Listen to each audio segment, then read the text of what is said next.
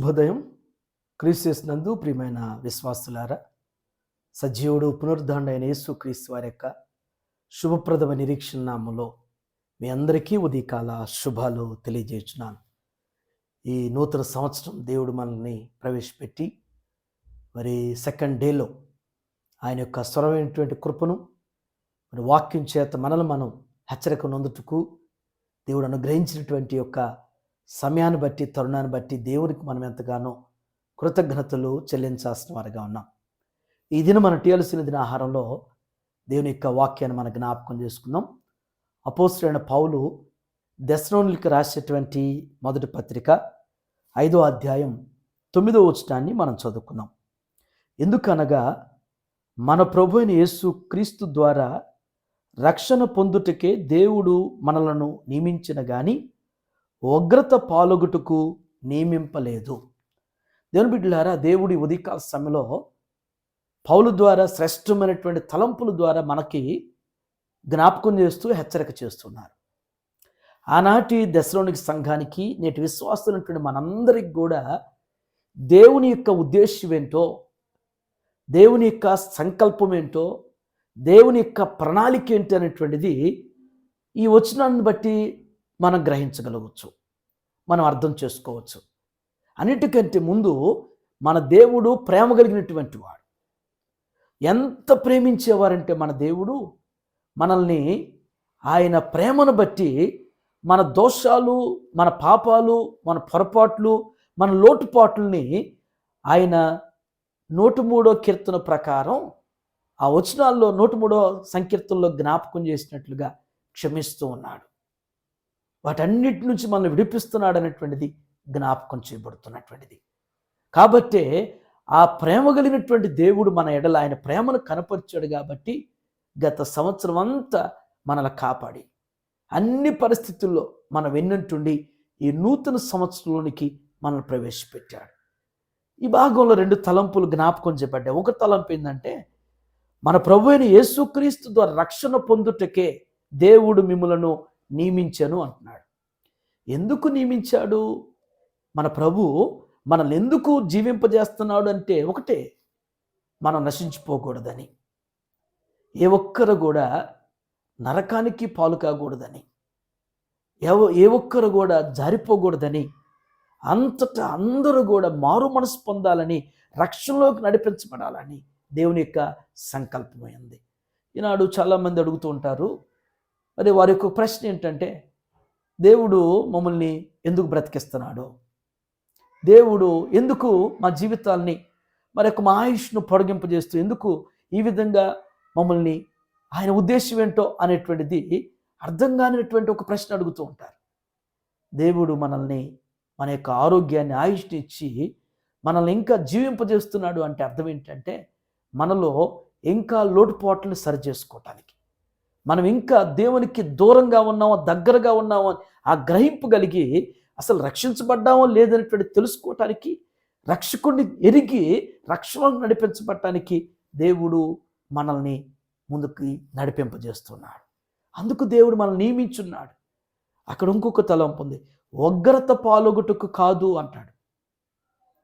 ఎందుకు అంటే, మన రక్షించబడి మన రక్షకుడు అనేటువంటి మెస్సయ్య అయినటువంటి యేసుక్రీస్తుతో పాటుగా ఆయనతో పాటు సదాకాలం ఉండేటువంటి నిత్య రాజ్యంలో ఉండటానికి అనేటువంటిది ఆయన ఉద్దేశమై ఉంటే, ఉగ్రత పాలవటానికి కాదు, మనం నశించిపోవటానికి, ఉగ్రత పాలవటానికి, నరకానికి పాపులు కావటానికి, అలాంటికి వాటి కొరకు దేవుడు మనం సృజించలేదు.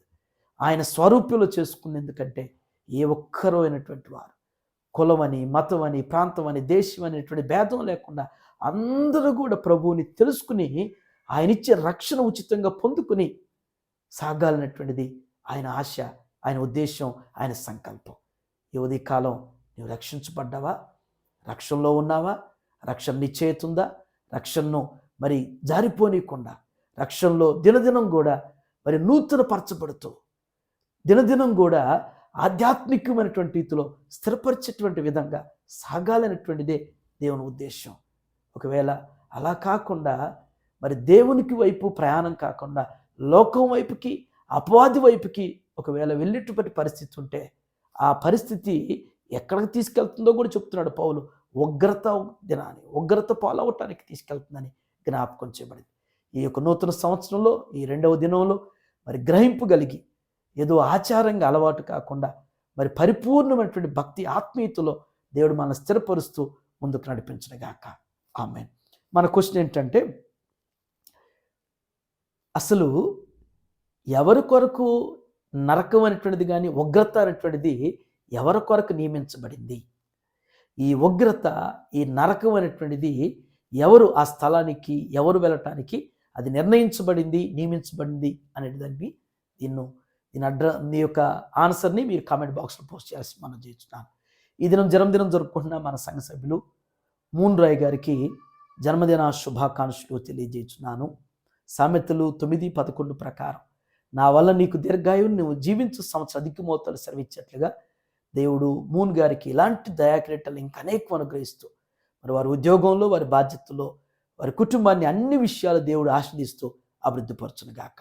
అలాగే పాప జోనాకు కూడా మరి జన్మదిన శుభాకాంక్షలు తెలియజేస్తున్నాను.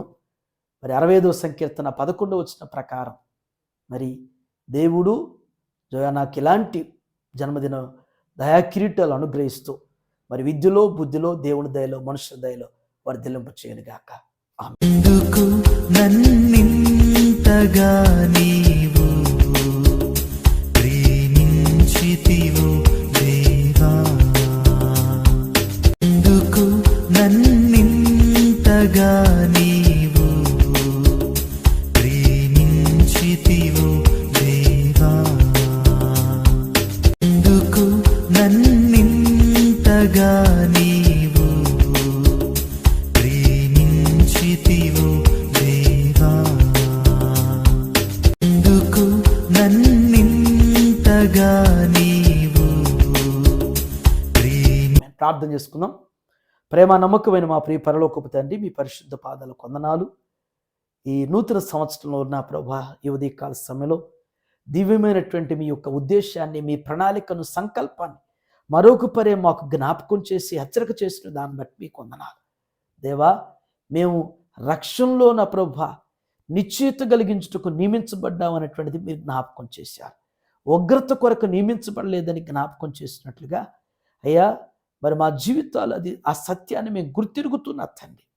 మీరు కోరినటువంటి, మీరు నడవమన్నటువంటి, మీ వాక్యానుసారమైనటువంటి జీవిత శైలి ప్రమాణాలు కలిగిన తండ్రి, ముందుకు సాగేటువంటి ఆత్మీయమైనటువంటి జ్ఞానాన్ని మా అందరికీ మీరు అనుగ్రహిస్తూ సహాయం చేయండి.